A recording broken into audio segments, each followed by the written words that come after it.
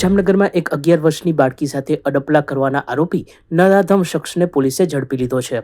Police દ્વારા આરોપી યુવાનને ઝડપી લઈ સંબંધિત કોર્ટ કાર્યવાહી સહિતના પગલાઓ લેવામાં આવ્યા છે. સમગ્ર ઘટનાને પગલે આરોપી પર ફિટકાર વરસી રહ્યો છે. જામનગરના ડીવાયએસપી જયવેશી ઝાલાએ સમગ્ર પ્રકરણ અંગે મીડિયાને માહિતી આપી હતી. જામનગરના નવાગામ ખેડ વિસ્તારમાં બનેલા એક બનાવ મુજબ જે ફરિયાદી છે એની દુકાન ત્યાં આવેલી હતી અને જે દુકાનમાં તેમની પોતે માલ સામાન લેવા માટે બજાર ગયેલા હોય ત્યારે તેમની સગીર વયની દીકરી જેની ઉંમર આશરે 11 વર્ષ અને 7 મહિના જેટલી છે તે વેપાર ધંધો કરવા માટે ત્યાં બેસાડેલી હોય ને ત્યારે જે આ કામના આરોપી છે તે દુકાને આવેલા અને જે ફરિયાદીની દીકરી છે સગીર વયની તેની સાથે ખરાબ વાતો કરી અને તેને ઇનએપ્રોપ્રિએટ રીતે ટચ કરી અને અડપલા કરેલા હતા. તો આ બાબતની જાણ ફરિયાદીને થતાં તેના દ્વારા Jamnagar city B division police સ્ટેશનમાં prevention of children from sexual offences એક્ટની કલમ 12 મુજબની ફરિયાદ આપવામાં આવેલી છે અને આ ગુનાને અનુલક્ષીને જે આ કામના આરોપી છે જેનું નામ છે ધર્મેશ પ્રકાશભાઈ સોલંકી, આ આરોપીને city B division police station દ્વારા અટક કરવામાં આવેલો છે અને હાલ આગળની કાર્યવાહી ચાલુ છે.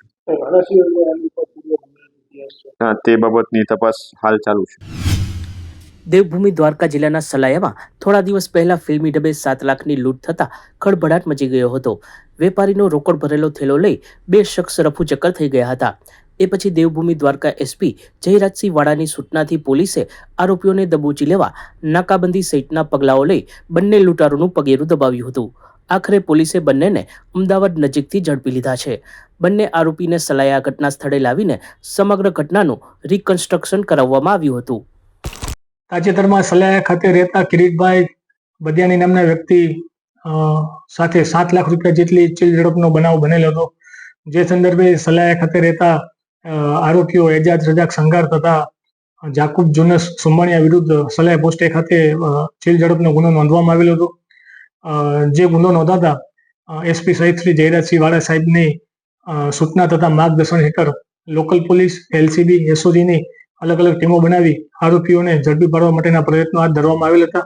જે દરમિયાન આરોપીઓ છે એ અમદાવાદ ખાતેથી બાતમી આધારે અને હ્યુમન ટેકનિકલ સર્વેલન્સ આધારે મળી આવેલ હતા. બંને આરોપીઓની પૂછપરછ દરમિયાન આરોપીઓ પાસેથી 2 મોબાઈલ ફોન કબજે કરવામાં આવેલ છે તેમજ 1,21,000 જેટલા રોકડ રૂપિયા છે એ કબજે કરવામાં આવેલ છે. હાલ બંને આરોપીઓ રિમાન્ડ ઉપર છે અને તપાસ ચાલુમાં છે. પકડાયેલ આરોપીઓ પૈકી એજાજ રજાક સંઘાર નામના આરોપી વિરુદ્ધ 16 જેટલા મારામારી તથા મિલકત સંબંધી ગુનાઓ છે એ નોંધાયેલા છે. મારું નામ આનંદ રાઠોડ, જય ભગવતી એજ્યુકેશન ચેરિટેબલ ટ્રસ્ટનો હું પ્રમુખ છું. આજરોજ તારીખ 5/12 દીકરીઓના સમૂહ લગ્નનું આયોજન કર્યું છે. ઈદ પર દીકરીઓ કે જે જરૂરિયાતવાળા હોય, જે ખરેખર એમને વાલીઓને સમૂહ લગ્નની અંદર એમનો લાભ મળે એવી દીકરીઓના 11 દીકરીઓના સમૂહ લગ્નનું આયોજન કર્યું છે.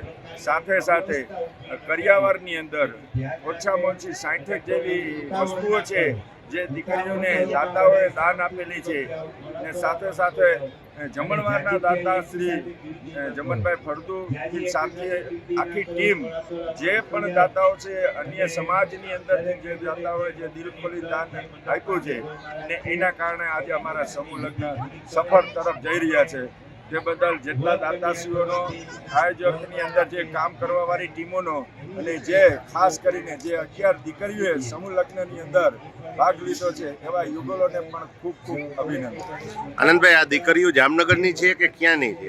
આ દીકરીઓ જામનગર જિલ્લાની છે, અન્ય રાજકોટ જિલ્લાની છે, એટલે અલગ અલગ જગ્યાએથી દીકરીઓએ લાભ લીધો છે.